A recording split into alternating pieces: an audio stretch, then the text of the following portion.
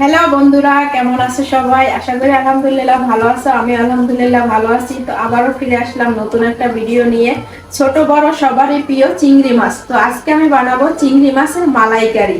তো তোমরা কে কে খেয়েছো অবশ্যই আমাকে কমেন্ট করে জানাবে। আর যদি কেউ না খেয়ে থাকে অবশ্যই বাসায় একবার খেয়ে দেখবে, খেতে অসাধারণ লাগে। তো আমি কিভাবে বানাই চিংড়ি মাছের মালাইকারি সম্পূর্ণ ভিডিওটা তোমরা দেখবে। আর আমি নিয়েছি নারিকেল, এই নারকেল দিয়ে আমি বানাবো চিংড়ি মাছের মালাইকারি। তো আমার সাথেই থাকো, ফুল ভিডিওটা দেখো।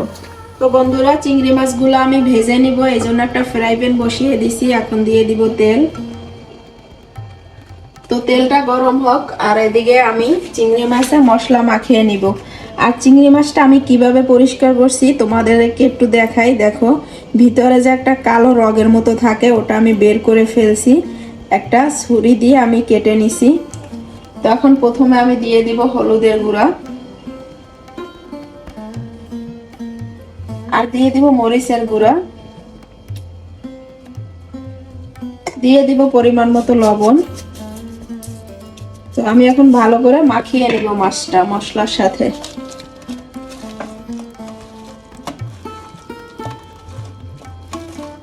তো তেলটা গরম হয়ে গেছে, এখন আমি দিয়ে দিব চিংড়ি মাছগুলো। আর বন্ধুরা, এগুলো কিন্তু দেশের গলদা চিংড়ি। আর চিংড়ি মাছ কাটার পরে ছোট হয়ে যায়, সবাই জানো। আর এই সাইজের গলদা চিংড়ি দিয়ে মালাইকারি খেতে অনেক ভালো লাগে।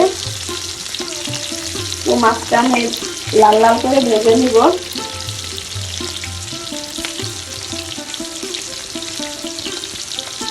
তো বন্ধুরা, উল্টিয়ে পাল্টিয়ে আমি দোনো সাইড লাল লাল করে ভেজে নিছি। তোমাদের একটু কাছ থেকে দেখাই। দেখো, অনেক সুন্দরভাবে আমি মাছগুলো ভেজে নিছি।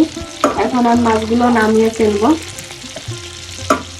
তো বন্ধুরা, একই তেলের ভিতরে আমি দিয়ে দিব 2টা এলাচ, 2টা দারচিনি। তাহলে অনেক সুন্দর একটা ঘ্রাণ আসবে। আর দিয়ে দিব পরিমাণ মতো পেস্ট কুচি। আপনারা চাইলে পেস্টটা ব্লেন্ডার করেও দিতে পারেন। আর দিয়ে দিব পরিমাণ মতো কাঁচামরিচ, সাথে দিয়ে দিব লবণ। তো এখন আমি এগুলো ভালো করে ভেজে নিব।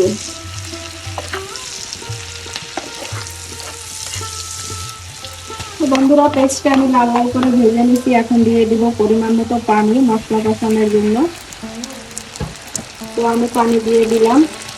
এখন দিয়ে দিব পরিমাণ মতো আদা রসুন পেস্ট 1 চামচ। আর দিয়ে দিব পরিমাণ মতো মরিচের গুঁড়া, দিয়ে দিব পরিমাণ মতো হলুদের গুঁড়া, আর দিয়ে দিব 1 চামচ গরম মশলা পাউডার। তো এখন আমি ভালো করে মশলাটা কষিয়ে নেব।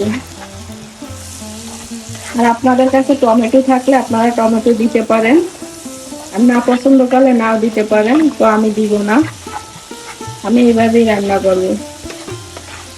তো বন্ধুরা, ভালো করে মশলাটা আমি কষিয়ে নিছি। এখন অল্প করে পানি দিয়ে দিব। তো বন্ধুরা, পানি দেওয়ার পরে আমি দিয়ে দিব ভেজে রাখা ভাজা চিংড়িগুলো। তো আমি একটু মিক্স করে দিব সবকিছুর সাথে। চিংড়ি মাছগুলো ফুটে আসার পরে আমি দিয়ে দিব নারিকেলের দুধ। তো বন্ধুরা, নারিকেলের ভিতরে আমি একটু হালকা কুসুম গরম পানি দিয়ে দিব, যাতে তেল ও ভাবটা কেটে যায়। আপনারাও দিয়ে দিবেন, তাহলে ভালো হবে। তো আমি এখন হাত দিয়ে কষলিয়ে নারিকেলের দুধটা বের করে নিব, আর একটা ছাঁকনি দিয়ে সেঁকে নিব। তো বন্ধুরা, আপনার চিংড়ি মাছটা যখন 50% রান্না হয়ে যাবে তখন দিয়ে দিবেন নারিকেলের দুধ। তো আমি একটা ছাঁকনি নিয়ে নিছি, এখন সেঁকে নারিকেলের দুধগুলো দিয়ে দিব। আর পাউডার দিয়ে দুধ দিলে বন্ধুরা খেতে ভালো লাগবে না, নারিকেলের দুধ দিয়ে খেয়ে দেখবেন, অসাধারণ লাগবে। তো এখন আমি ভালো করে ফুটিয়ে নিব। তো বন্ধুরা, আমার মাছটা প্রায় হয়ে গেছে। এখন আমি দিয়ে দিব কুচানো ধনেপাতা। আর ধনেপাতা দিলে তো ঘ্রাণটা অনেক সুন্দর আসে, খেতেও অসাধারণ লাগে। তো আমি আর 1-2 মিনিট জাল দিয়ে নামিয়ে ফেলবো। তো বন্ধুরা, ফাইনালি আমার মাছের তরকারিটা হয়ে গেছে। আমি উপর থেকে একটু ঘি দিয়ে দিব। ঘিটা দিলে বন্ধুরা খেতে অসাধারণ লাগে, আর অসাধারণ একটা ঘ্রাণ আসে। আপনাদের হাতের কাছে থাকলে দিবেন। খেতে ভালো লাগবে। তো আমি এখন চুলাটা বন্ধ করে দিব। তো বন্ধুরা, হয়ে গেল আমার চিংড়ি মাছের মালাইকারি। তো আপনারা এভাবে বানিয়ে খেয়ে দেখবেন, খেতে কিন্তু অসাধারণ লাগে। তো আজকের ভিডিওটা এই পর্যন্তই। সবাই ভালো থাকবেন, সুস্থ থাকবেন, আর অবশ্যই বাসায় বানিয়ে খেয়ে দেখবেন।